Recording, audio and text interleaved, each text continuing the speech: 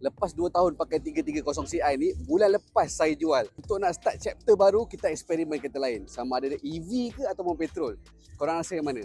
Hari ni kita pergi tengok EV dulu lah. Hari ni saya pergi launching Dongfeng dengan Volt Auto. Ramai betul orang dekat sini. Ada macam-macam aktiviti.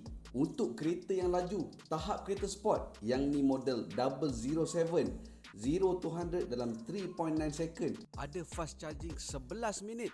Design liftback, boot besar, memang praktikal daripada kereta sedan biasa. Audio pula ada 19 speaker. Untuk yang ni pula model Vigo, SUV untuk family. Boleh cas sampai 80% dalam masa 9 minit. Tailgate dia boleh tampung 150 kilo. Dalam kabin ada 37 point sound absorption dan juga insulation. Untuk bateri dah diuji sehingga temperature 70 degree Celsius. Untuk kereta EV charge dekat rumah maybe 80 hingga RM120 sebulan. Beza saving untuk setahun boleh cecah RM3 ke RM4,000. Dongfeng 007 ni memang sesuai untuk yang berjiwa muda, yang sukakan sporty look. Untuk model Vito pula sesuai kepada family yang sukakan adventure. Kalau nak fikir jimat, EV memang jimat. Tapi kita tak nak jimat, kita nak excitement.